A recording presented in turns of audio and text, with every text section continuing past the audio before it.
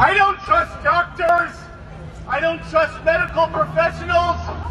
I trust my roommate, who is a personal trainer, a DJ, and sells herbal medicine. He sells herbal medicine. It's not a pyramid scheme, okay?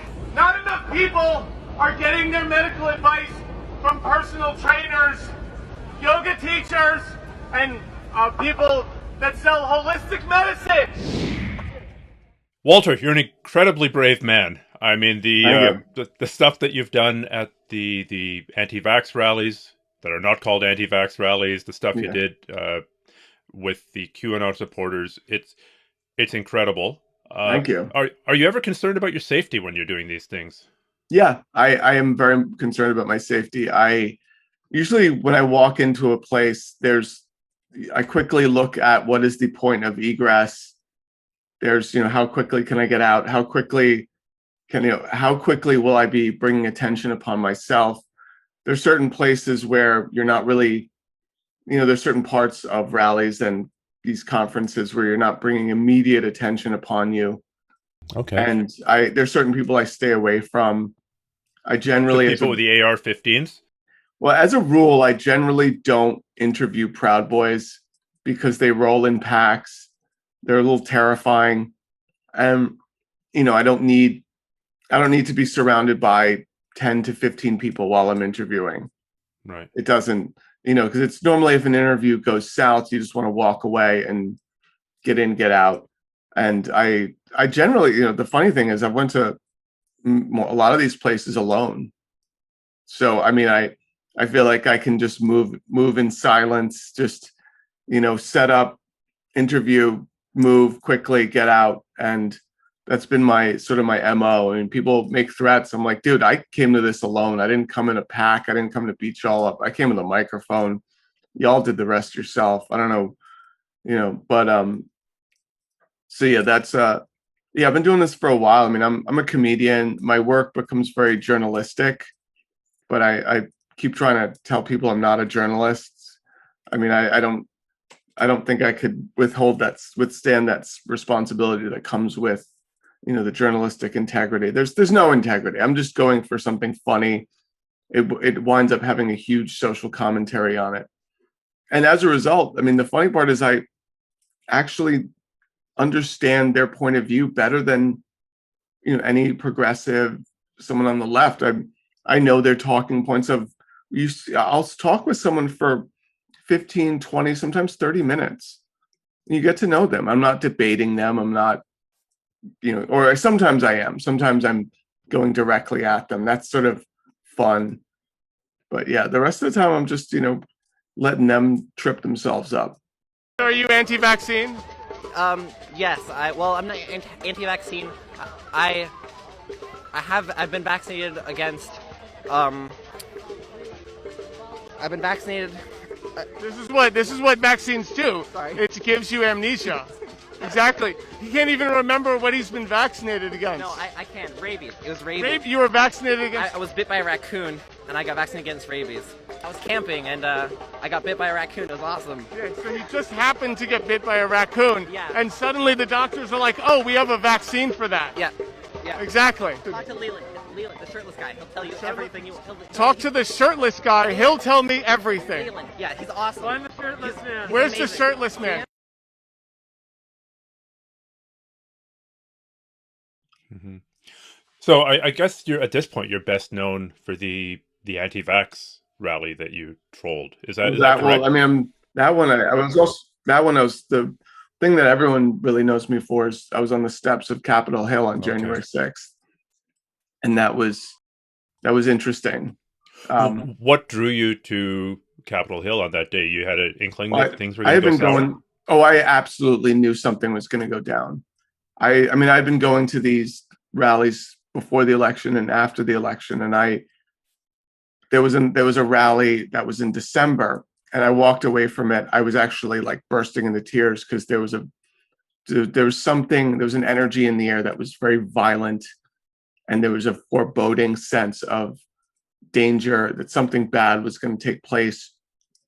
And I kept screaming it at the top of my lungs. No one really listened. Everyone, I mean, after you can, yeah, most people after the election, they were like, come on, everything's good now. We got this. And I was like, I don't think something's going to happen. And so I went there, and I had planned on January 6th to get out.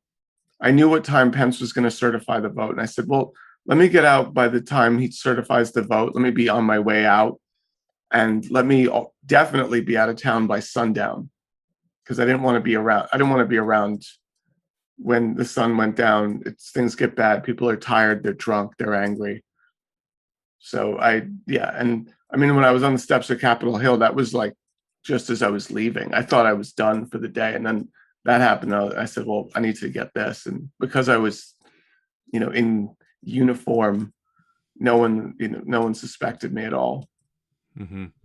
Well, I confess I have not seen the Capitol Hill footage of you, so that's something I'm gonna look into it, to use a radioactive the anti-vax rallies upset me a little. They upset me more because there's a lot of anti-vax disinformation that it does. When Trump supporters are Trump supporters, you see them coming. They have a Trump hat. It's say MAGA, and your guard is up. Maybe if you're on the left, you're sort of like, all right, these people.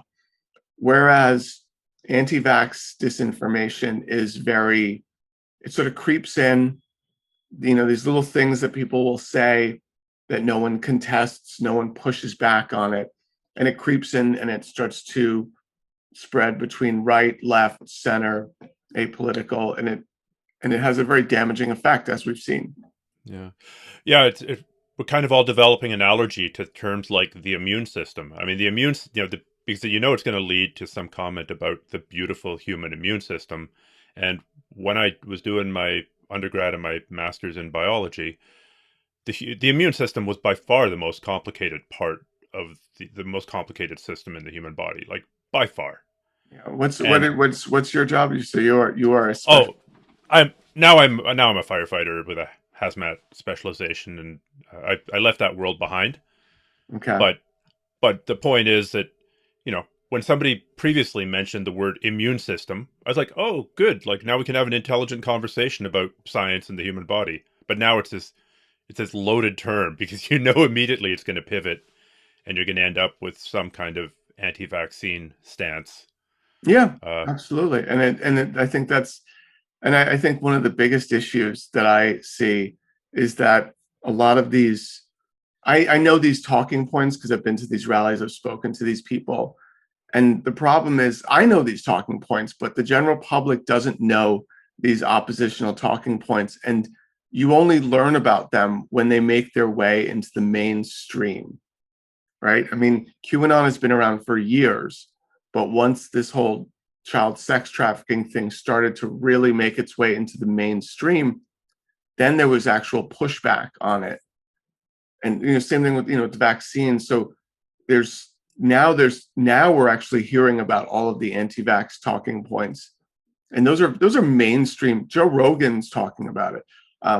It's normalized to sort of push back, to say these things, and they're little things. I mean, Joe Rogan didn't say don't get the vaccine. He's just like, you're healthy enough, you're fine. I mean, it was a very light comment that he made about it. I mean, however, he does have a massive audience, and he needs to be way more responsible about that. You are State Senator Mark Coran out of Senate District 32, Chisago and Iceni counties. So you saw Trump speak about vaccines and his vaccine rollout, and he, as a businessman, he really got it out there quickly. The one thing President Trump did with the vaccine rollouts, much like he did with everything else, he's a problem solver.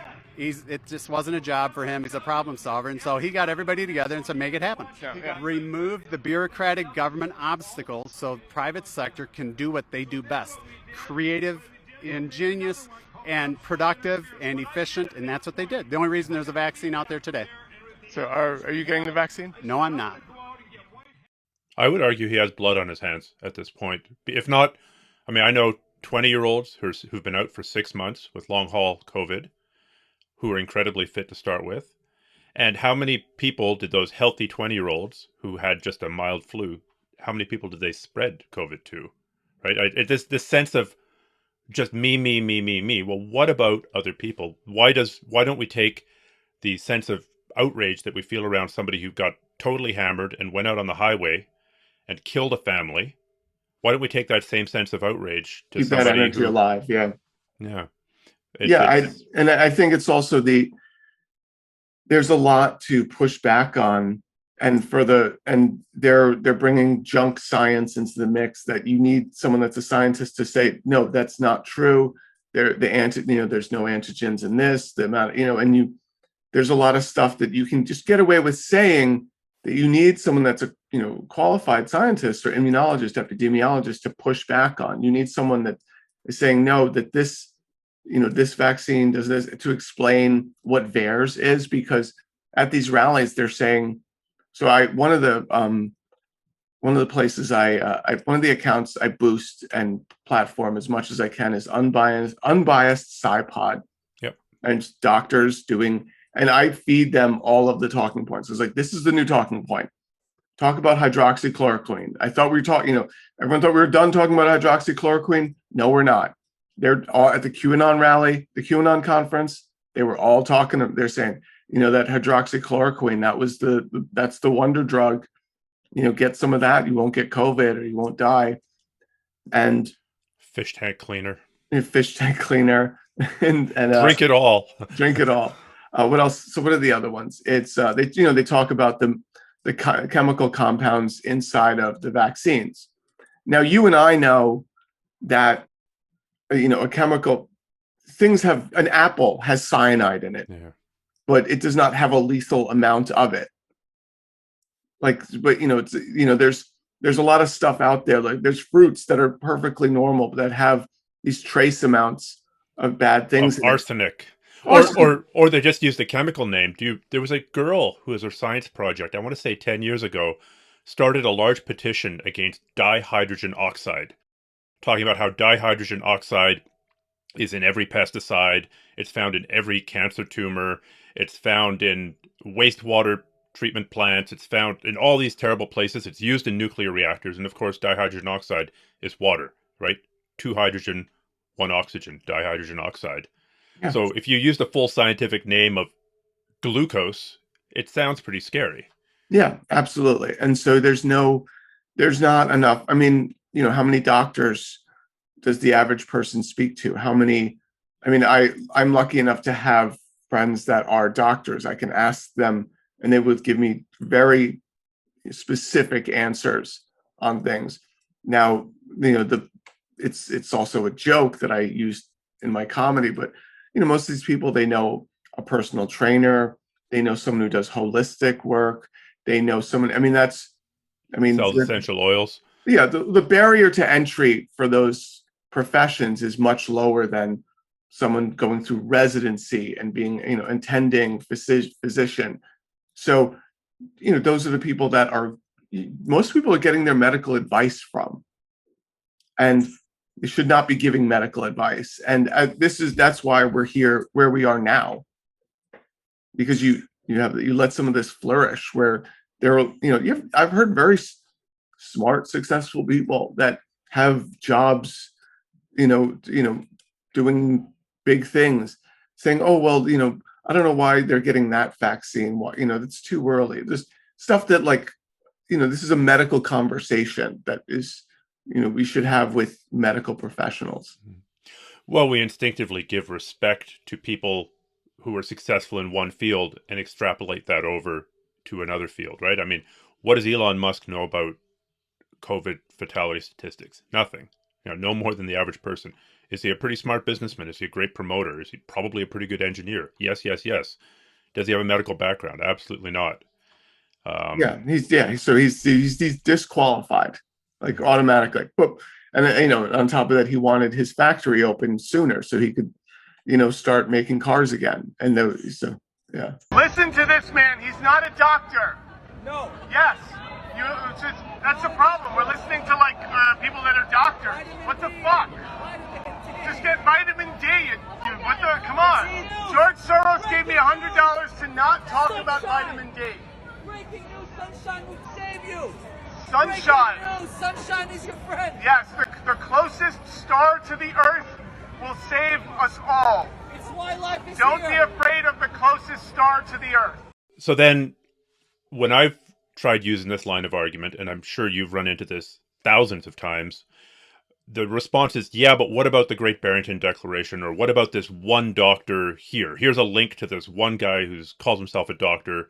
Let's even grant that it's not a chiropractic doctor. Let's even grant that it's not a naturopathic doctor. Let's pretend it's a real doctor from Finland who has concerns about the vaccine. And so here's this one doctor who was talking about, I don't know, antibody-dependent enhancement or whatever the talking point of the day is. Mm-hmm. How do you counter that? So, the Barrington Declaration, I mean, like page 1 of a Google search will explain that was total nonsense. But, I mean, it's like, however, they hold it up as gospel. They still talk about it at the rallies. They're like, what about the Barrington Declaration?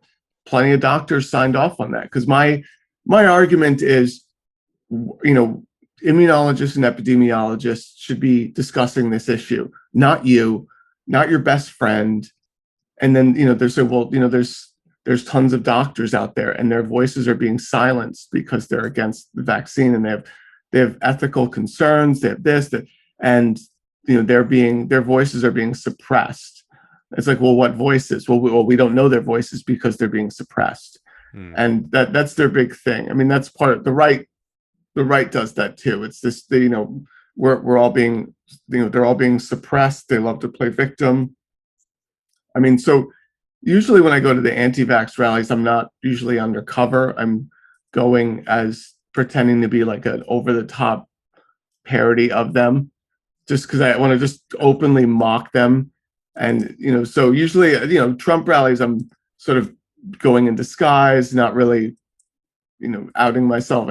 The other ones, though, it's just like, all right, I just want to make you look dumb. And I want to let you talk. I want to make fun of you. I want to make you look stupid. You can take oregano oil. You can dilute 10 drops of oregano oil and drink that over the course of the morning and do that 10 days in a row, and your COVID symptoms will be gone. Now, if you're I think that's total fucking bullshit. I honestly don't care what you think. I don't think you've done your research. Do you understand how Dunning-Kruger works? I don't understand how anything you refer to even makes any sense, brother. What is that? Dunning-Kruger. Dunning-Kruger, what is that? So like the stupidest people in the room think they're the smartest. Is your name Dunning-Kruger? Like, what are you going to come out with next? Occam's razor? The simplest explanation is that I'm an idiot? And yeah, it starts to, so the bearing and all these things it takes a lot to unpack. It's like trying to, have a conversation with someone that believes the earth is flat. You have to start from the beginning. Yeah. You have to go and talk about Eratosthenes and how Eratosthenes, thousands of years ago discovered that the earth was indeed round. And he did it very, with simple math. It's very difficult. It's not, there's normal arguments to have that are ideological, but with these, you have to unpack so much nonsense. And I think that's why I have a very big platform, and I've tried to platform doctors that can talk about this, and I've tried to give them opposition, about it, to say, can you counter this? Mm-hmm. Because it's difficult. Yeah, I'm not 100% sure about how efficacious it is to to fight these misstatements with data, because they're just going to write that data off. Well, they'll move the goalpost. That's what, when you look at the history of anti-vaxxers have been around since the turn of the 20th century. Yeah. So it is a movement that has been around since the dawn of vaccines. They've always been against vaccines.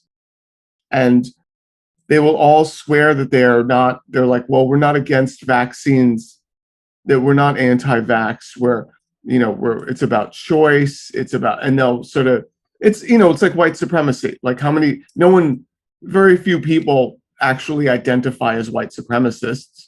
The rest of them just use their rhetoric, right? I mean, the rest of them just, use this coded up rhetoric. You can apply the same thing. They just, no one, they don't call them anti-vax rallies. They're called freedom rallies. Freedom rally. Argue with freedom. Our freedom our freedom is under attack. That's freedom! You have kids now! They're being forced to be vaccinated from chicken pox! Chicken pox! Are you kidding me? When was the last time you met someone that had chicken pox? Fuck Fauci! Bullshit! Fauci! No more chicken pox! When was the last time any of you got the chicken pox, huh? Exactly. Tetanus?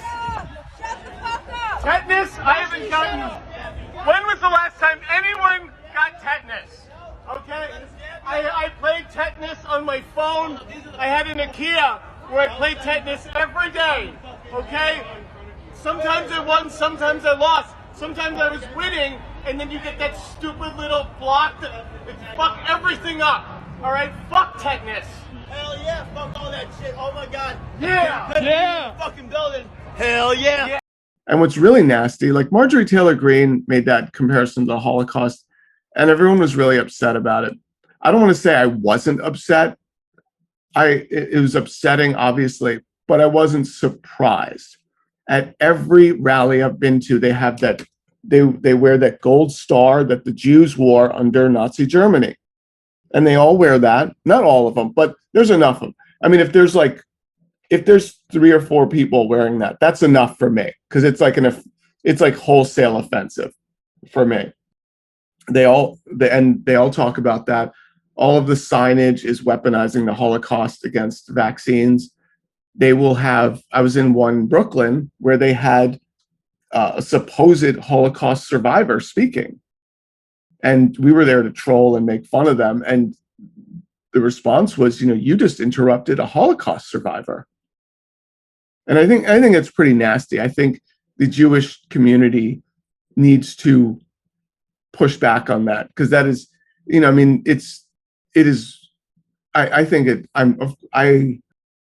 I support us learning our history of fascism and the rise of, Islamophobia, anti-Semitism, and what gives rise for that. And we're trying to be an anti-racist and, very tolerant society. Weaponizing the Holocaust for whatever it is you want to do today is not okay. And it's being used. Marjorie Taylor Greene's statement is literally how all of them talk. This is the Holocaust. This is it. Yeah. It's kind of a conversation ender. I mean, who could be against the Holocaust? What kind of inhuman would you have to be against the Holocaust? What kind of inhuman would you have to be against Save the Children, right? To go to a meme from a year ago when everybody and their dog was posting Save the Children on their Well, yeah, Instagram. and it's sort of, but I mean, my thing is like, I know the dog whistles, I know the code. Mm-hmm. I mean, I like to joke. Can you explain the idea of dog whistle for the people who don't know? A dog whistle. So, you don't say, this is America. There's a difference between American racism and foreign racism. There's a stigma about being a racist in America versus, any other country. So, saying something about Black people is, so let's say there's a stigma about being an anti-Semite in America, and the stigma is very heavy. It's far-reaching. You don't want to be an anti-Semite, so you say Soros, right? Soros. Exactly. You refer to Soros. There's a cabal or leftist run by billionaires. Yeah, it's run by Soros. Soros is code for Jew. At the Jews, they run it. They got the money. They got the they've locked it all up. They've got your kids. So there's. We speak in code. Soros is code for Jew. I like to joke. I joke that I show up to rallies and I talk about how Soros paid me to be there, and something. I'm just leaning into it, and they actually believe me. I mean, some of them are like, "Oh, of course he did. Of course Soros paid you to come here." So, what's the most? I'm going to be, with your permission, playing little bits of your interview. Oh yeah, absolutely, of course. On interspersed into this podcast, so people can see the wonderful work that you do. Yeah, nice. Or hear the wonderful work that you do. But what's the most outrageous thing that you've said that you've gotten people to agree with you and like, yes, getting paid by George Soros would be a good one. Well, so it's, so I talk about, so I at that anti-vax rally that you saw of mine, I went there and I said, I thought to myself, what is the most absurd thing that I could say in terms of where I get my research? And so I made up that I was getting my research from my aunt's MLM Facebook group chat. And that's where I get all of my news, from the memes, from my aunt's MLM Facebook group chat. And I don't trust the mainstream media. And I said this with a straight face. No one flinched. Everyone was like, yep.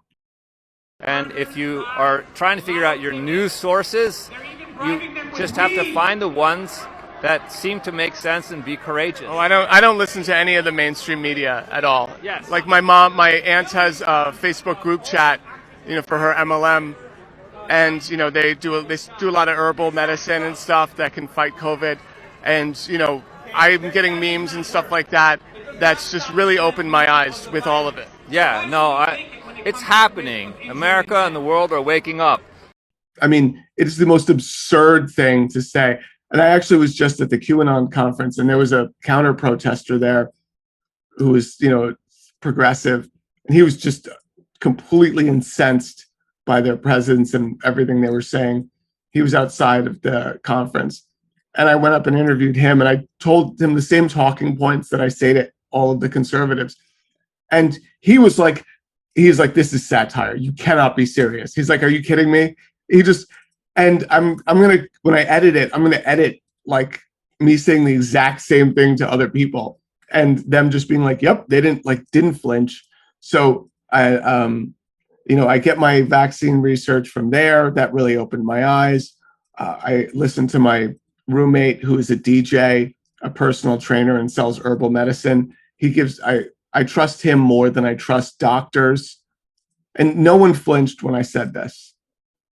No one, like, it was just like, because I was like, let me just be as absurd as I possibly can. Eventually, when I started shouting it through a megaphone and really being over the top, people were like, all right, you're being an asshole, When you're at these rallies, because that's really the finger on the pulse.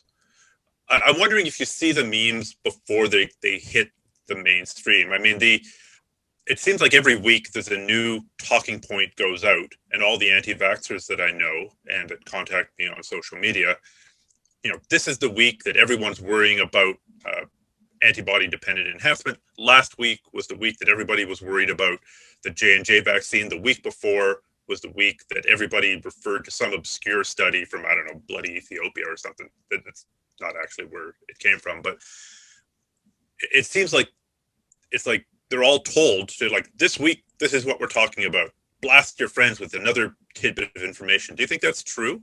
I think it's just that's just the way social media works. I mean, there's a story that someone keys in on, and all of a sudden it just spreads like wildfire. It just becomes popular. I don't think there's a central location to which it's getting spread around, and it's always like they'll take the smallest thing. I mean, it was VAERS initially, and I went to this unbiased SciPod, and I went to them. I said, what is it? Can you talk about how there's supposedly all these people dying from the vaccines, and they had to explain VAERS to me. They said basically, anyone can report something that happened. It doesn't make it true, and there's no one's corroborating it. No one's this and someone once reported that they became the Incredible Hulk. Yeah, so you can. Yeah, so you can report whatever you want. So they're just taking the data from that. And I think the biggest problem is you have medical data. You have people that have nothing to do with the medical industry interpreting medical data. and they interpret it their own way. I mean, I had a long conversation. There's a video I haven't posted yet. This woman is touting this website of this woman who is a fine arts major who, really knows how to do research, and she's compiled a lot of research about everything that's happening. And I said, this woman is a fine arts major. She's not a doctor. She has no medical degree. She goes, research is research. I go, no, it's not. I was like, this is the problem. This woman is a fine arts major interpreting medical data. And you don't, you're not qualified to interpret medical data. There's data that's out there that is being completely misinterpreted. I mean, it's fine to have a dialogue about it. There should, obviously there should be, I have friends that are conservative. I have friends that are, and, when we're talking in good faith, it's an actual dialogue, it's a conversation.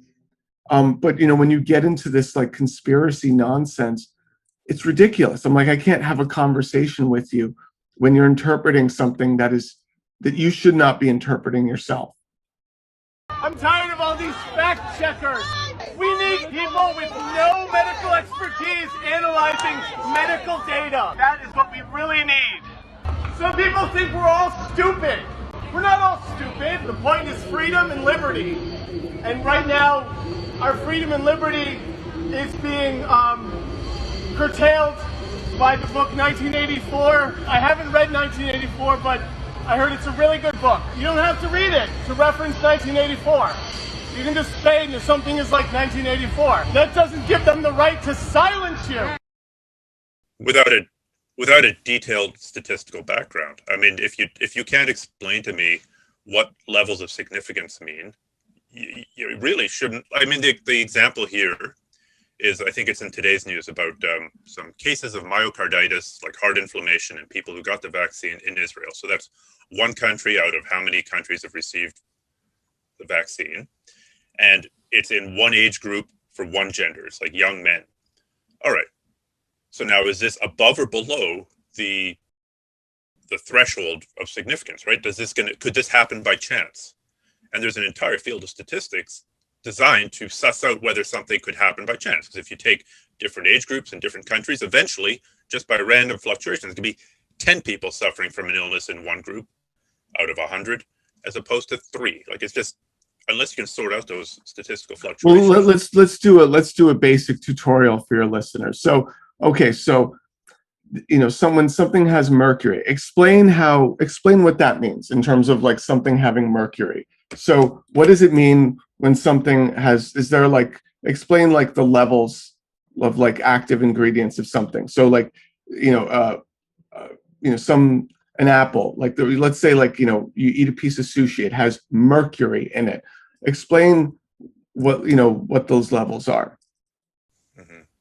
Well, it's like the mercury containing vaccines is roughly equivalent to a can of tuna, if I recall correctly. No, but I'm saying like, but this is useful to to push back on it. So I'm not a scientist, but like there's something that they're not in lethal amounts. There's like because it's funny when someone talks about the levels of exposure that you're allowed to for all the toxic chemicals, right? Like they need this because if you're working in a plant that's got mercury fumes, you're allowed to have some tiny amount, yes. More than this tiny amount, no. This is all well established. Yeah, and but that's a very important distinction that is not being translated, because vaccines have mercury. Vaccines have this, and you go through the list, and this is nothing new. People have talked about this for decades. I've heard this conversation, and I really didn't know how to push back on it. I was like, well, what? And that's how insidious this is, because it's not, it's one thing if someone's screaming MAGA and then they keep talking, you've shut down your listening. It's affected your listening. When someone says, oh, this thing has mercury in it, it's not affecting you on a political level. You're just going, oh, it's mercury. Well, wow. Okay. It's insidious. It spreads by word of mouth. It spreads over the internet. And, and I feel like it's very dangerous. And this is the results of it. This has been going on for years with no pushback. With this, and I feel like that's the problem. Like, doctors aren't aware that this is being talked about at all. So, like, I mean, doctors are busy being doctors. You need someone to actually like take this oppositional stuff and speak on it regularly. And that's been the huge problem. And like you said, when we had said before, they moved the goalposts. It's, it goes to, well, there are some people at the anti-vax rally. Well, I call it the anti-vax rally because that's what it is. That, they were back. It becomes, I feel like there's a, with Trump supporters, with everything, there becomes identity, and identity starts to make, as you radicalize someone, it starts to make them very stupid, right? Like, these people are not stupid. They're not inherently dumb. But when you become radicalized to something, you start to talk against common sense. I interviewed a woman last year. She's a Trump supporter. She works in the ER. She is a nurse. She has worked in the ER. She absolutely knows firsthand what COVID does to people. Of anyone who would know what COVID does to people, a nurse working in the ER on the front lines, this woman was an anti-masker. And my interview with her was just, I didn't ask her if she was a nurse. She volunteered all of this information. And so I think, like, there's like, sort of common sense. And I think identity takes over. And then, once this becomes part of your identity, this woman was complete. I mean, and at the end of the interview, it was the best interview I had, because she tells me about all of this. And I said, well, do you wear your mask at work? She says, oh yeah, I do, because I'm around sick patients. I don't want to get anyone else sick. It was, and she would get fired if she didn't too. Well, no, she actually did get fired because of my video. Oh, well, I hope that you managed to square the guilt that you must be feeling. Well, no, I actually did feel guilty, but then I found out that her coworkers, once they saw my TikTok, all got together and petitioned human resources to get rid of her, because I saw them posting their screenshots of their email on the internet, saying, like, they were like, we will not. This woman is a liability to the entire hospital. She goes to crowded places with no mask and doesn't even report it that that's where she was when she got back. Yeah.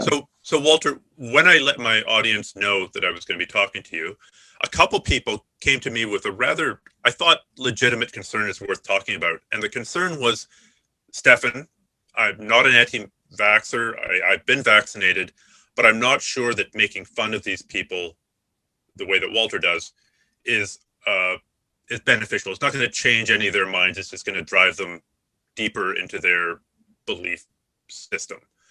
Shouldn't we be better than this? Why are we making fun of them?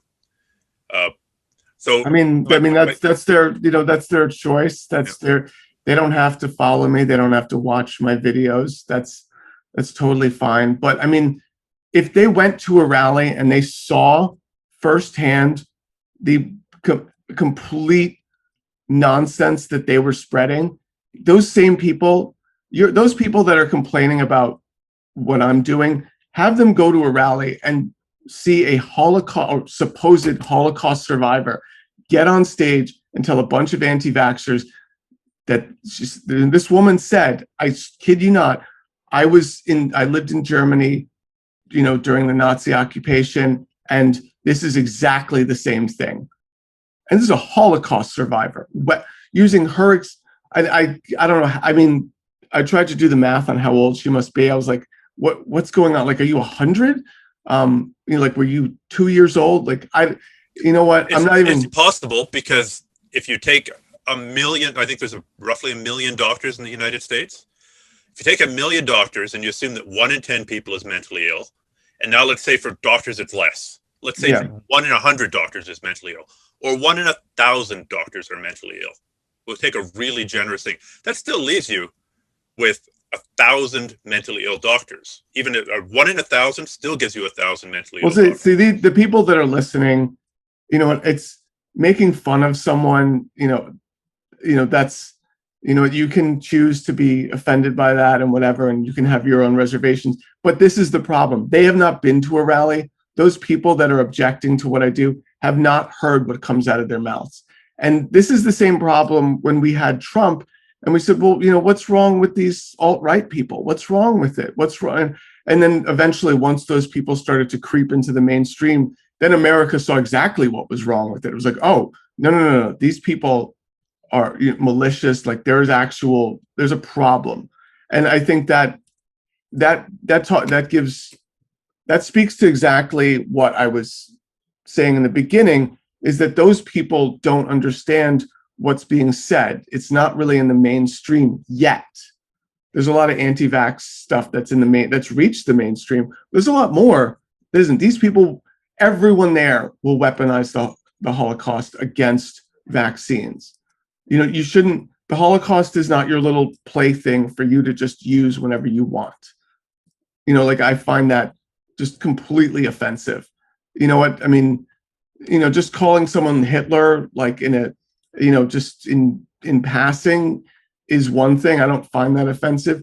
When you're holding a sign depicting Nazi Germany and you're wearing an armband, all of them, that's so common to where when you're wearing the Jewish armband at these rallies, that's completely offensive.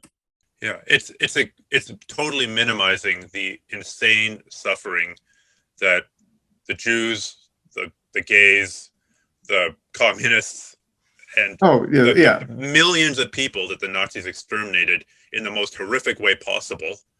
It's saying my pain here in that I can't travel to Europe this summer for a vacation, on the off chance that I would ever leave the country, is the same pain as what was going on in Nazi Germany. Give me a break. From New York City. Oh. And it's wild there. I was fixing to say it's horrible. It's wild. No, I mean, so have you ever been to New York City? No. It's like a mess right now. If you go to New York City and you go to the local Starbucks, I made a mistake when I ordered a Frappuccino. I ordered it with soy. Mm-hmm. Suddenly, they corner me and they make me sit through this 15-hour presentation on critical race theory. Oh my God. Wow. That's ridiculous. Yeah, it was. There's only race when people say that it's a race problem. There is not a race problem in the world. Everybody loves everybody except for the Democrats. Yeah, and I also think, I think about this a lot, and listen, those viewers that are offended by this, no one knows the opposition and what they're saying more than me. There are people that know more, like that. I'm not saying I'm unique in this, but there's a very small amount of people that know all of their talking points ice cold. I know all of their talking points. So, it's offensive. It's offensive. It hasn't reached the mainstream. So if they went to those rallies, they would be wholesale offended. Those people have a right to assemble and to speak and to speak their minds. No one should. I don't want them to get fired. I don't want them to lose their housing, their health care, and everything like that. But what they're saying is awful, and it's harmful. And I also think the other part is, I feel like when you foundationally, the way we teach evolution needs to change, because I feel like the way we've taught evolution is giving rise, it gives rise to the eugenics movement. Or the way that evolution isn't even taught, because it's a third rail of high school biology, and which is insane. I've ranted about this before. I think that you can't teach biology without evolution. It'd be like trying to teach civil engineering and building of bridges, not being allowed to mention the word gravity. But so the basic way that you teach evolution, the basic way is, survival of the fittest. And, that's how your species, becomes stronger, right? That's like your your summer school version of evolution. What do you mean by fittest? And that's where, like, it doesn't mean the biggest, baddest. Well, it's the science. Well, that's the thing. Science is messy. It's not a straight line with that. Now, you take that way of thinking, and of course, it apply. You can, in your head, you've rolled it around, and you become a eugenicist very quickly, and suddenly you're thinking, well, the human beings as a species is not evolving; we're devolving. And then it's like, well, with all these vaccines, how are we going to evolve as a species? I learned in evolution that, that this is how evolution works. So we're not evolving. And, someone who actually knows how evolution works would be like, no, evolution has so many forms. It's not, and also it's, there's like, gradual, there's punctuated, like, human beings are, evolving, in their lifestyle, in their community, and it's not like, and, vaccines seem like a roadblock at that point. And this is after just learning your basic curriculum. And I feel like, and it causes so much where, I don't want to say let's not teach evolution in schools, but like, let's teach like an actual comprehensive. Let's teach it properly as opposed to comprehensively. Because I feel like the next generation is going to think the exact same way because of how they were taught evolution and how the narrow way that it was taught. I don't even think it's really taught in a vast majority of schools because it's such a, if you are the teacher who's going to start teaching, teaching about Darwin in Alabama or in Arkansas or even in Orange County, you're going to have parents picketing your school. Right? There's going to be pushback. So basically, I went to high school in bloody Toronto, Ontario. Pretty liberal. I don't think evolution was mentioned once in all the biology courses I took. And if it was just super much in passing. And the whole bloody curriculum became about the Krebs cycle and the anatomy of the spleen. And it just became a regurgitation of facts. So I think there has been rote memorization. Yeah. Which is the most. So I started by asking you, or I asked you about the ethics of making fun of people, and I'm on your side. I think the damage and the blood on the hands of the anti-vax movement is so significant that they don't deserve. Well, I'll also say this. There are people I don't make fun of. There are people at these rallies. I was interviewing someone, and you know what? I was being very low-key sarcastic. I was trolling him, right? And I found out that he has Asperger's autism. Sure. Okay. And because he couldn't read my expressions, because I was sort of being low-key sarcastic, he started to get a little nervous. And he expressed to me that he has Asperger's autism.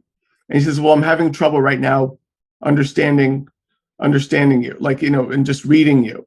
And I dropped whatever I was doing. I had a normal conversation. I don't publish that, right? It's not okay. Like that, there's a certain brand of ethics that I have with this. I don't, I've interviewed people that during halfway through the interview, they're not mentally challenged per se, but I'm thinking, you know what? You are not all here. There's something off. If there's a disability, if there's it doesn't make for good comedy. I don't sleep well at night having done that. That's not okay. I didn't come there to just, that's more bullying. And that's all of the things that are on the cutting room floor. The people that I'm making fun of are very capable. They're very capable. They articulate their words. If they're inarticulate, it's not funny. If they can't articulate well, then I'm just making fun of someone that is very low class and uneducated. It doesn't, it's, you need to be, it's only funny when it's someone that is, that can articulate, that thinks they're the smartest person in the room. Someone that's disabled does not generally walk around with thinking that. For sure. Well, I'm glad to hear it. And now that you mention it, I have not actually seen you taking apart, mentally disadvantaged people on any of your channels. So kudos to you. But my question is it ever effective in the sense that it changes the minds of any of the people that you talk to? What has your success rate been to convert anti-vaxxers or vaccine hesitant people? That goes out the window. I mean, I think that's, when you're doing what I do, a very common mistake that you can make. When I bring people along that try to do what I do, and it's honestly like, it's a rookie mistake where you're trying to do and say something that is going to change their mind. You want to just make them see something your way or whatever. If anything, most of the time, I'm just sitting there listening and letting them run their mouth. So, it writes itself sometimes.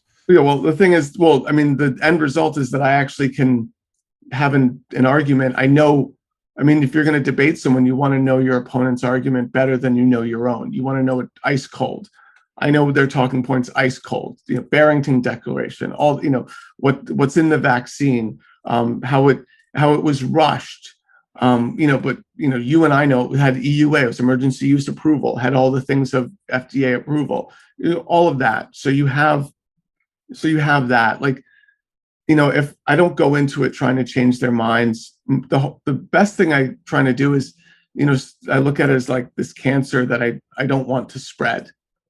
You want to sort of cut it off and just expose, and people put on a nice face in public to the general public. They don't call this an anti-vax movement. They don't call this, it's just about choice. But it's like, no, I'm going to go to a rally and I'm going to let you talk about what you really think. And, I'm going to take that nice persona that you're trying to put forth to the rest of the public that hasn't made up their minds yet about this. Because to be honest, they can believe what they want to believe. It is what it is, It must be a fascinating group of people at an anti-vax rally. It must have everything from alt-right and the neo-Nazis all the way through to yoga instructors and naturopaths. Yeah, it's actually very funny because the one thing that they talk about at these rallies, they say, everyone, we need to put aside our political differences, and this is a bigger fish to fry here. And I think a lot of it is born of a distrust for big pharma. That's their biggest argument. Is they talk about Purdue and what Purdue did with OxyContin. They talk about, sort of nasty things that, that they've done, that big pharma has done. Right. And they say, well, how are you're going to trust big pharma? And, the problem is with capitalism, with these huge corporations, is they've become so big that you need their products. I think the people who made the EpiPen should be brought up on criminal charges. However, we need the EpiPen. Yeah. There are people who will go into anaphylactic shock and die without the EpiPen. However, I do not have any love for the makers of the EpiPen. And I think that's another part. Both things can be true. They make things that are useful and save tons of lives, and they're opportunistic, money-making, occasionally data covering up scumbags. Both things can be true. Oh yeah. Yeah. And so I think and the funny thing is I actually can talk to someone, for anyone that's critical, I actually can talk to someone within the language of, within their language. I went to the QAnon conference. Okay, so why don't you do it to me? I'm going to play the role here. Big Pharma. So how about this? You are a Trump supporter, okay? And tell me how January 6th was all Antifa, right? And that there shouldn't be an investigation. Just go. Okay, tell me. I don't know this area as well as I know my anti-vax, but sure. Make it up. Just say it was all, just go over January 6th and tell me. All right, when you really look into it in January 6th, and you look at the video, my friend is my roommate friend said that he saw the same people there as at an Obama rally, at a Biden rally. So right, absolutely. You know what? So I think I don't understand why these Republicans are blocking the investigation. I want to open up a full investigation and find out how many Antifa people were at the January 6th and at the Capitol Hill. I mean, let's open up an investigation. Well, okay. So you know, of course, Walter, that the entire government is corrupt, and the Democrats have completely undermined all of Congress and all of the Senate. So if there is an investigation, they're just going to use it for political reasons to smear our side. Well, I mean, listen, we need to get it needs to be a bipartisan investigation. I mean, we need to get Ted Cruz in there. You trust Ted Cruz, right? I mean, Ted Cruz and Hawley, I mean, they were the only one really standing up, to this whole election fraud thing. I mean, if you don't trust Hawley and Cruz and, Louis Gohmert and stuff, I mean, who's left to trust, really? Yeah, but even if you have half the investigatory committee, of our people, they're still going to use all that airspace and public attention to just spread lies and slander. Yeah, they are, but we need to know. I think the public really needs to know how many Antifa people were really there. And I mean, that will come out, the truth will come out in that investigation of Capitol Hill, and just, open it all up and see who really started this. Because, obviously it was Antifa that started the entire riot. And, I think the public needs to know this. I mean, the Democrats have, they're obviously going to lie about the entire thing and, obfuscate the truth. But I mean, we need to make a lot of this public. I mean, I've learned so much about Capitol Hill and how it was all Antifa. And I think that information needs to, be broadcast to the rest of the world. Just for our own future sake of, as conservatives, we can't have this be a stain on us. I mean, the Antifa caught us flat-footed on January 6th, so we need to make sure that doesn't happen again. And at this point, I'm out of my depth, Walter. Like, this is, I've steered clear of the whole Capitol Hill riots. Or just, or even just what would be the next thing that I would say? Or just, talk to me about big pharma. Okay. How can you trust any of the data about the safety of these vaccines? I mean, I know from my Facebook groups that thousands and thousands of people are dying. Of course, you would expect Pfizer to cover this up. I mean, listen, I don't trust Pfizer at all. I don't trust a drug company per se. I mean, I trust the people that I know, that I've reached out to, that work as epidemiologists and immunologists. I have, within my family, one of my close family members works in big pharma, and he's a conservative. He's very conservative, and he has, he's given me access to a lot of research with regards to this and with regards to, the trials. His job is clinical trials. He brings drugs past clinical trials so that they can be brought to market with FDA approval. He's explained to me how EUA is basically the same as, FDA. Like, he knows all about the FDA and about FDA approval. He's brought drugs through the hurdles for FDA approval. He actually knows exactly how difficult it is with clinical trials. He can explain this backwards and forwards. So yeah, there's different things with the head of the FDA. Like, the head of the FDA has tried to stay very apolitical throughout the years, and has sort of helped a lot of things overcome the hurdles, like the EpiPen, for instance. That was this debacle where it was so much money, and he sort of behind the scenes was helping the generic drug makers. Yeah, but if he works for big pharma, he can't be trusted, because that's where he's getting his paycheck from. Of course, he's going to say that, and who knows what consequences there will be for him professionally. He's skeptical. I wouldn't call him anti-vax, but like, he was one of the people that was not. It took him a while to come around as a COVID believer. Him and his group of friends were COVID deniers in the beginning. So, they eventually came around, with regards to his access to data.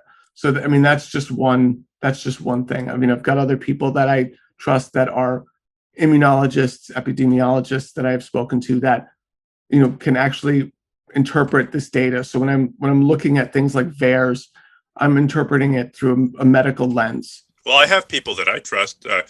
Who? Dr. Christian Northrup. I mean, she's been on Oprah. Is Dr. Christian Northrup an epidemiologist or an immunologist? What kind of doctor? She's a doctor. What does that mean? It means absolutely nothing. What is it? I mean, there's so many types of doctors. I mean, the joke, what do you call someone who graduated last in their class in medical school? Doctor. I mean, there's what qualifies them to speak on this? So it's, what's qualifying this doctor to speak? What are their credentials? I mean, you could take out your phone. I could take out my phone right now. Let's look up Christian Northrup. Okay, not any epidemiologist. Got it. What's it? This other person, pediatrician. Yeah, again, this other person. Oh, they do, they do surgery. So, so let's, show me epidemiologists and immunologists that are against this. If you want to claim that epidemiologists and immunologists are all in the pockets of big pharma, that's a pretty wild claim to make. I think that's pretty comical, but sure, go for it. Knock yourself out. I mean, you just have no idea about the level of control that they, leftist billionaires and other people control. Like they control the narrative here. They let people like the epidemiologists know. I'm just trying to go to the craziest thing that I've heard. They let the epidemiologists know what they're supposed to find, and this is all about social control. This is all about getting people used to wearing a mask and being subservient to the state. Because really, when you look at it, there's a shadowy cabal of people who are controlling. Those corporations, they have existed for hundreds of thousands of years, Walter. Yeah, no, you're basically saying that the CCP, the Chinese Communist Party, is spreading dark money, and trying to bring about a socialist, authoritarian takeover of America. I've heard this one 1,000 times. So basically, so we need to, it sounds like you're saying we need to enact socialism to sort of get rid of big pharma, really, and sort of, and break their stranglehold, and sort of we need to sort of, make this through this, if you want to, so you're saying this, keeping this through the free market is like a bad idea, basically. Okay. So, or you want to, they basically, another thing that this all ties together. When I went to the QAnon conference, the big thing is they need to control us. The left wants to control us. They want to take our guns away. Okay. Now, when I explained to a lot of them, and I'm not trying to change their mind. Sure. I was explaining, I was kind of breaking character by doing this because I had to sit and eat and drink and hang out with these attendees and sort of make conversation.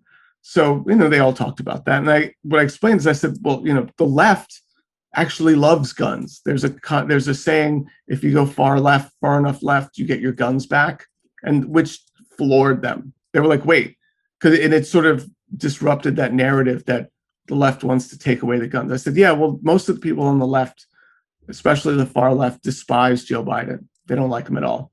And they actually love guns. They think that we all need to be fully armed in order to have just bring the financial elites to bear, which, and that sort of disrupted this narrative that we need to control, we need to take away guns, we need this, because then it was like, wait a sec, well, if the left doesn't like Joe Biden, then what have I been hearing? So yeah, it's there's certain, it's all it all ties in with, the anti-vax ties in with freedom, the anti-mask, it's about freedom, and it's a whole big takeover. I mean, think about it. So remember the Michigan courthouse when all those lunatics were on the steps with guns, and they were they were not protesting the lockdown per se. This was about a one world government socialist takeover. You weren't there, were you? At Michigan, no. No, okay. That was one of the things that got me like upset enough where I was like, the amount of misinformation, like, you know, during COVID, there was so much misinformation, disinformation that was being spread. That I was like, all right, this is ridiculous. Like, this is not true. You know, it even incenses me when people talk about January 6th. I was like, I was literally on the steps of January 6th. Like, I know, like, I saw what happened, and what I didn't see, people gave, because they thought it was a conservative reporter, gave me footage of what they did inside the Capitol. So like they airdropped it to my phone. Like, I have footage on my phone of what people did. I could point out, I could take the most wanted list from Capitol Hill. I could point to multiple people that I've interviewed, that are in my interviews, and stuff. So, you know, there's this thing of just, you know, that's what sort of incenses me, of like, something happens and apparently it didn't happen. Like COVID, you know, like that's one of the things that has incensed me about COVID. I'm in New York City. I live in New York City. There were morgue trucks outside of every hospital. I know people that worked in maintenance levels of hospitals. They're maintenance. They're not close to like the action. They're not surgeons. And they were like, yeah, no, the bodies, there were so many of them, and it was hard to miss. If you worked there, you knew about the bodies. These weren't fake bodies. These were real dead people. And these are like people that, this is a guy a friend of mine who is delivering food to patients. I mean, it's very far removed from the medical side. And he was like, oh yeah. he didn't even touch the bodies, but he's like, oh yeah, you could see that shit. So, and it was, you know, it's upsetting to me that will happen, but of course it didn't happen, you know. Yeah, the 1984 narrative. There never was a pandemic and nobody ever died from it. And yeah, it was just this thing of like, it never, but then they back up. It's like, well, that never happened. COVID isn't real. But of course, in the same conversation, it is real. People do die from it, but it's not real. It's a hoax. It's not a real thing. No one's really died from it, but it did come from the lab in Wuhan, and it was weaponized and unleashed upon the U.S. It doesn't exist, and if it does exist, it came from China, which it very well might have, but who the hell knows? And well, here's another problem. I mean, you know, like I said, your viewers, if they spent time at these rallies, they would be more upset. So back last year, so now you talk about the Asian American, the hatred and the attacks, the violent attacks on Asian Americans. Last year, when I would go to rallies, there is a group of Chinese Trump supporters. They're anti-CCP, which on its face sounds fine. Okay, you're against Chinese Communist Party. They call themselves the new federal state of China. Okay, the new federal state of China is at every rally. They are coordinated. They have talking points. They're difficult for me to interview because they stay on message, right? They're not fun to troll because they have their talking points and they don't deviate. And the talking points are, COVID came from a Wuhan lab.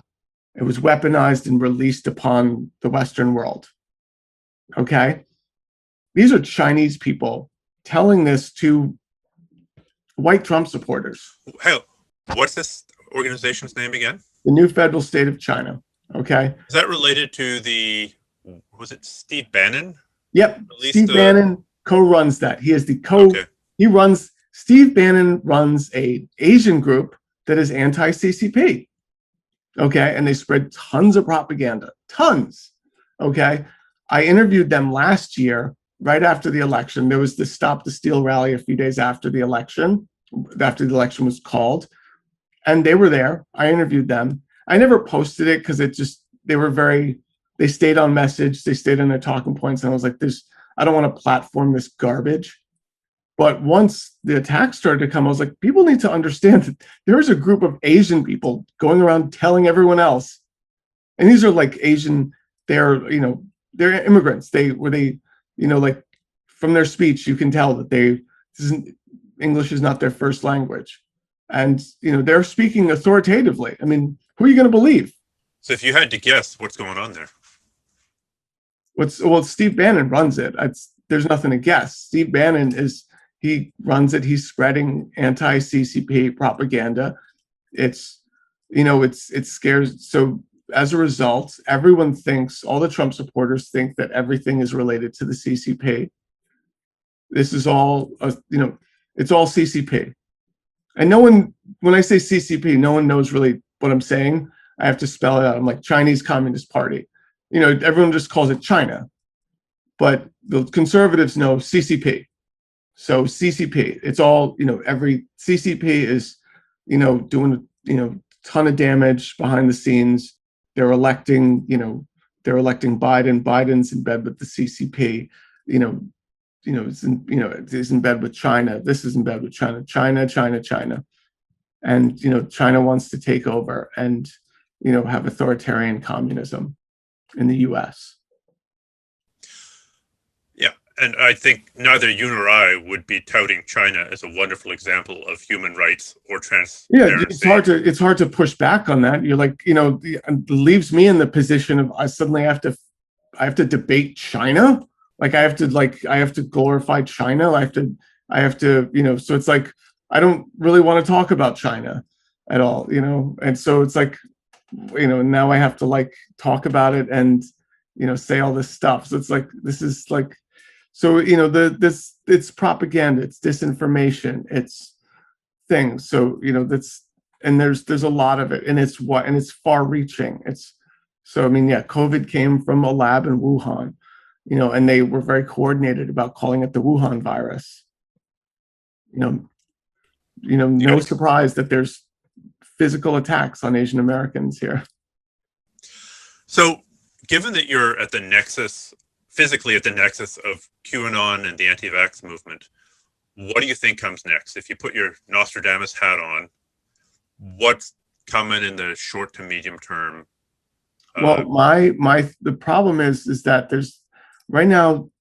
there's people put a lot of attention on Marjorie Taylor Greene and Lauren Boebert, and at all these rallies, they are talking about giving primary challenges to all the Republicans that did not toe the line and show full, unwavering support for Trump. And so you're going to have, if no one's careful, if people don't wake up, in the next election, midterm elections, you're going to have more people like Marjorie Taylor Greene and Lauren Boebert that totally believe QAnon nonsense, anti-vax, and they're going to spread it's going to be like that behavior is going to be normalized, because that's where they remember how she tried to start the America First party a few weeks ago. And I knew about that. Months ago. I was talking about that months ago. And this all ties together with anti-vax. It's not, it all ties in the same thing of a way to attack our freedoms. And so, and that's the problem, is that we don't, the problem is, when conservatives say that, sort of progressives, liberals live in this echo chamber, they're not totally wrong, because we don't hear the nasty stuff that's being spread on the other side. We only hear it when it starts to, I knew about this Jewish star thing that Marjorie Taylor Greene, was referencing. I knew about that months ago, but, now everyone knows about it because she, a congressperson said this publicly. So, I think that's the problem, is, you got to do your own research, as they say. Oh no, that's another toxic phrase. The beautiful human immune system and do your own research. Phrases that should be just wiped from the English lexicon. Oh God, do your own research. Yeah, it's hysterical. People say that with a straight face, and it's hysterical to me when they do that.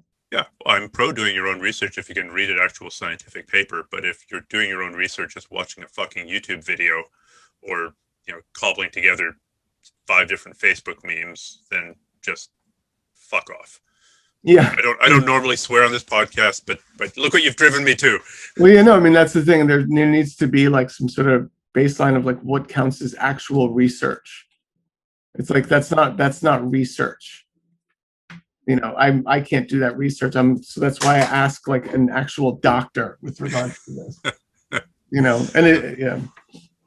So, just as we wrap up here, how do you talked about, you know, looking for ways out and not talking to Proud Boys, but are you like, I'm almost worried like about you that somebody's gonna see you shopping at the grocery store and freaking club you or shoot you. Like, are you not? Like, you're putting a big target on your back. Here's the funny thing. So before January 6th, people were very open about the way that before January 6th, people were very open about making threats to me.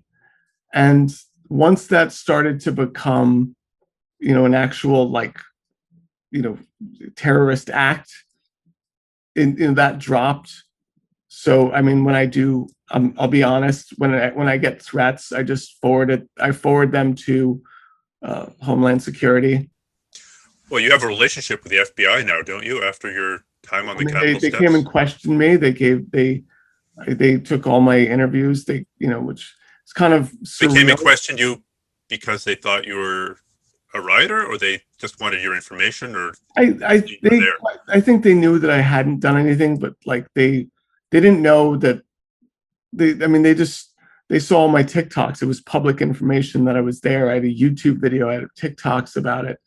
You know, so they were like, you know, we'd like, you know, some of these videos, and we'd like to know what happened that day, who you saw. And, you know, so I was like, here's all my interviews, knock yourself out, you know, and they're all geotagged, time-stamped, geo-stamped. And there's a lot of, there's the woman who stole Nancy Pelosi's laptop is in one of my interviews. The Viking really? guy. The Q shaman? The Q shaman. He's in one of my videos. Good God. I swear to God, that guy's going to end up on Joe Rogan someday. I swear to God that unfortunately, you've ruled yourself out from being on the Joe Rogan. Oh God. Well, Joe Rogan has everyone on. I mean, I don't think he's, you know, he's sort of like a, he's like in the last year, it's gone, the ratio of what I would call science-based to fantasy-based, obviously I'm biased, has completely shifted. I mean, how many times has he had Alex Jones on in the last year? That is true. I mean, yeah, it's like he sounds very, to me, he sounds very alt-left. You know, like, because there's like left-leaning libertarians that sound like Trump supporters, and he sounds like a leftist libertarian. Like he came out in support of Bernie. He had Bernie on his show. You know, so I think it's a problem when you start to. Some people do this both sides. Well, I'm going to platform both sides type of thing, and that's slippery. That becomes complicated when you are platforming, you know, awful people like Alex Jones. Yeah. You know. So, okay, so you've dealt with the death threats by just passing them along to Homeland Security. So please, if you dislike Walter here, please be sure to send him a death threat. Why don't you tell people where people can send you the death threats?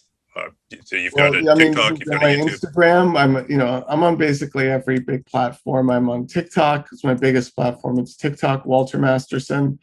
It's Instagram, Walter Masterson. Twitter, Walter Masterson. Okay. YouTube, Walter Masterson. So those are, I mean, I'm very simple. I'm very easy to find. My home address is not that easy to find. So, you know, that was a little bit more difficult, you know. So that was, the FBI had a problem, you know, locating me, which was fantastic. I love it. So. Perfect. Are you going to be touring at any point, or how do you do your comedy when there isn't a pandemic? I mean, I do sketches, basically. I'm just mostly an actor, so I don't do stand-up.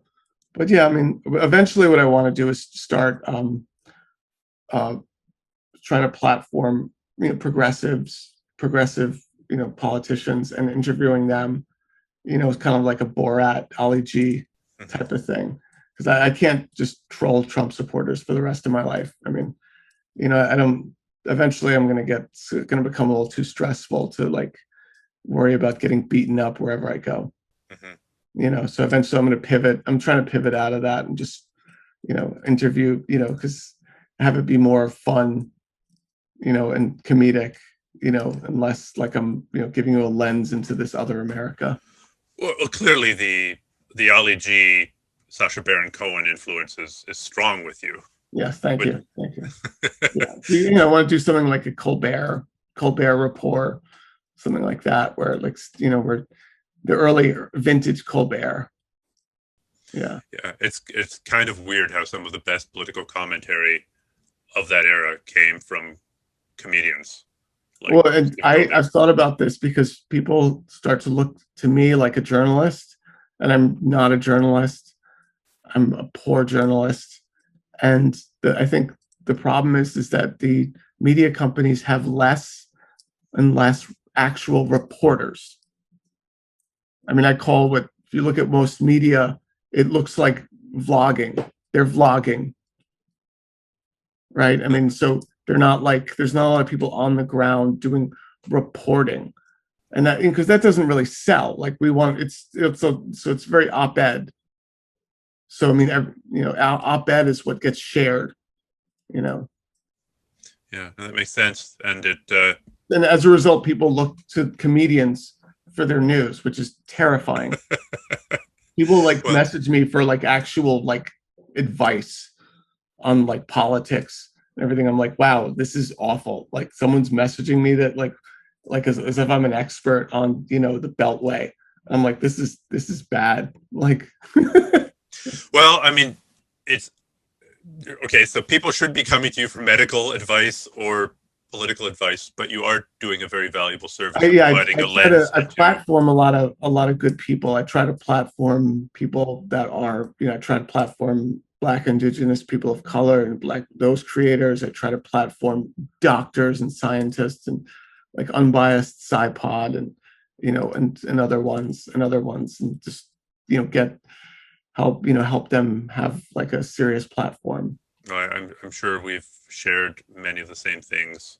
Yeah. From many of the same serious people. Yeah. But thank you for amusing me. Thank you for providing some amusement to people who are just completely dismayed by the state of the world.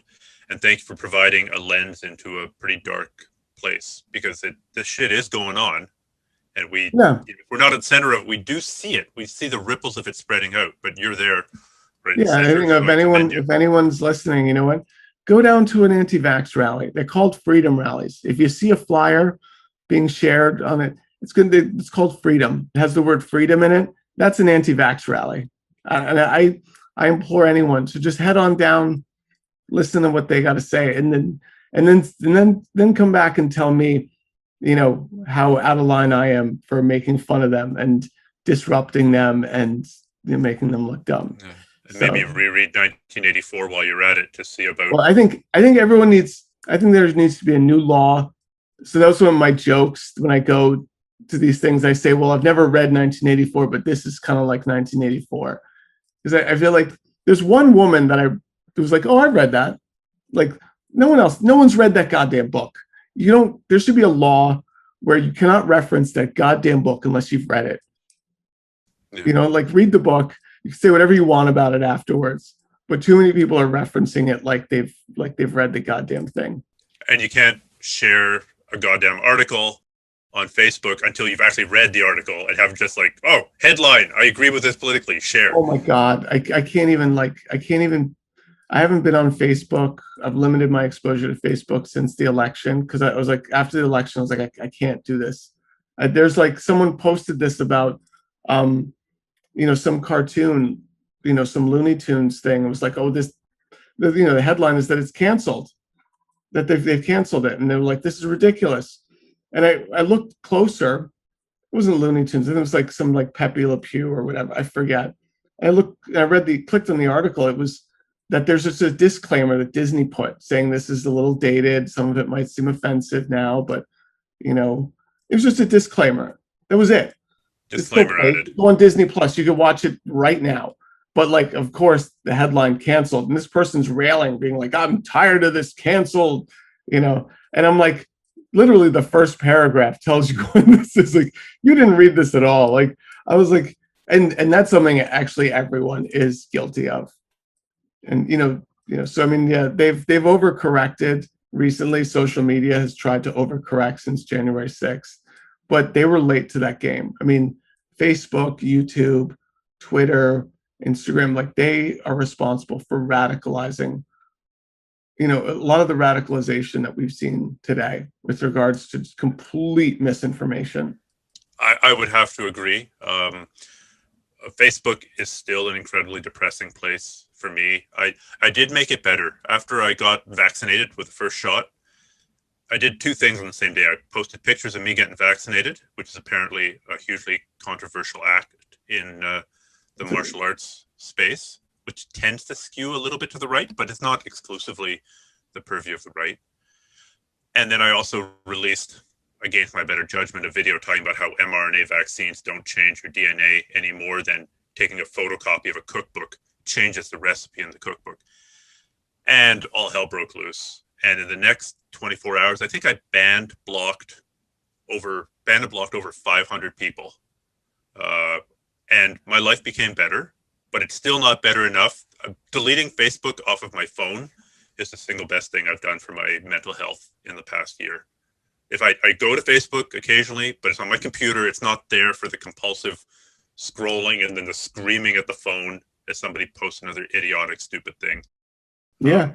And you have to go back and take this apart with them and stuff. And it's like, it's exhausting. It's completely exhausting. I mean, I'm lucky that when I have a following, I have a very large audience, I can just sort of reshare it.